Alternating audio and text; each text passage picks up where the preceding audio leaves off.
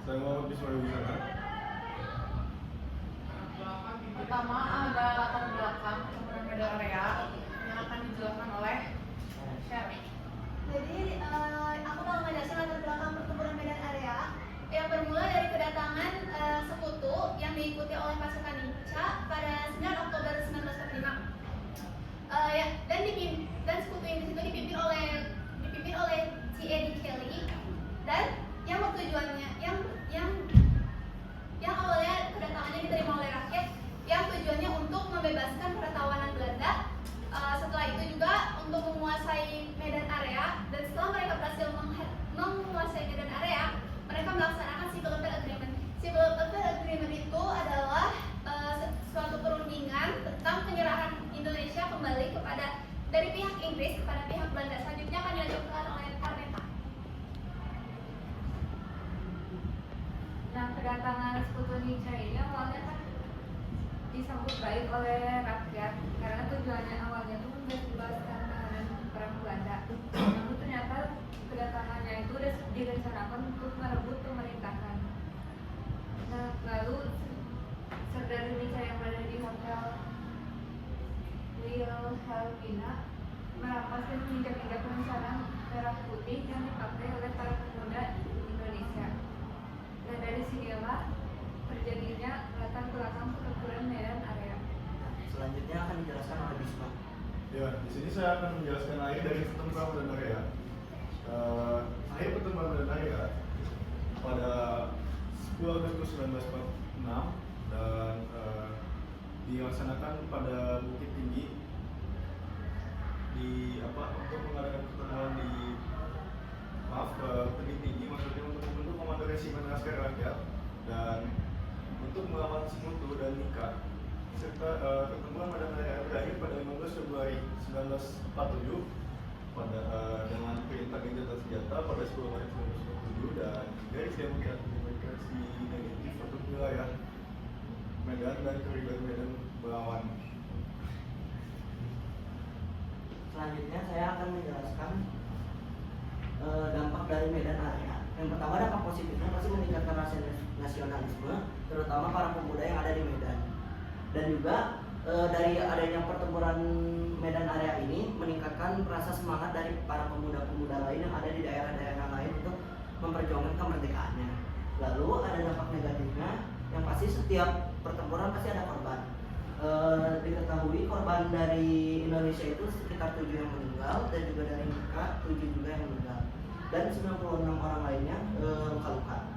Lalu yang kedua, bangunan-bangunan hancur, infrastrukturnya juga hancur, serta jalan-jalannya sempat terputus, yang membuat lumpuhnya ekonomi di daerah sekitar Medan. Selanjutnya kita masuk ke perjanjian Lumroyen yang dibacakan oleh Ida. Jadi aku mau jelasin latar belakangnya dulu. Jadi latar belakangnya adalah perjanjian Lumroyen terjadi karena Belanda tidak mau mengakui kemerdekaan Indonesia, yang dipicu oleh pelanggaran terhadap perjanjian Rinjani dan perjanjian Rhinefeld. Perjanjian Rinjani disahkan pada 25 Maret 1947 setelah negosiasi di Kuningan, Jawa Barat. Mengakui Republik Indonesia secara de facto dan membagi wilayah, namun Belanda melanggar perjanjian ini dengan agresi militer Belanda 1 pada tanggal 21 Juli 1947. Untuk menyelesaikan masalah ini, PBB membentuk Komisi 3 Negara yang disingkat KTN dengan perwakilan dari Australia, Belgia, dan Amerika Serikat sebagai penengah. Dilanjutkan oleh Najat. Lalu kemudian pada 17 Januari 1948 perundingan ini dilakukan di kapal USS Mansfield di Pelabuhan Tanjung Priok. Delegasi Indonesia yang dipimpin oleh Menteri Amir Syaifuddin. Hasilnya Belanda tuh tetap akan berdaulat sampai RIS terbentuk. Republik Indonesia setara dengan Belanda tetap. Lalu tentara Indonesia tuh menetapkan kalau Belanda tetap harus dipindahkan. Namun Belandanya perjanjian yang akan dilancarkan oleh agresi militer Belanda yang kedua. Indonesia lalu membentuk PDRI di Bukit Tinggi di bawah naungan Syaifuddin Prawira. Setelah kecaman internasional yang diberikan, Belanda tetap mengadakan perundingan yang disebut Perjanjian Unroyen untuk menghentikan perang gerilya dan bekerja sama-sama keamanan. Perintah Republik Indonesia kembali ke Jogja dan melaksanakan konferensi meja budak yang akan diadakan di Yogyakarta. Selanjutnya ada dampak perjanjian Unroyen akan dibilang oleh Shiva. Nah, sebagai tindak lanjut atas perjanjian Unroyen, maka pada tanggal 22 Juni 1949 diadakan pertemuan antara Indonesia, Belanda, dan negara bagian Federal Federal Confederation di bawah pengawasan Queensland, Australia.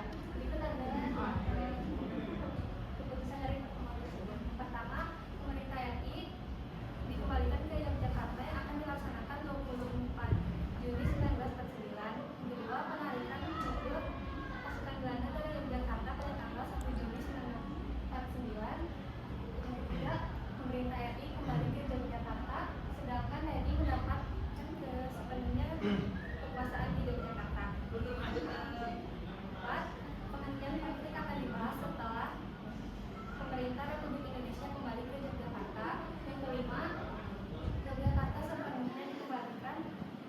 sepenuhnya ditinggalkan pasukan Belanda pada 29 Juni 1945. Dan yang terakhir, pembebasan 1949. Dan yang terakhir, pembebasan Soekarno dan Hatta pada 6 Juni 1949 dan dikembalikan ke Yogyakarta.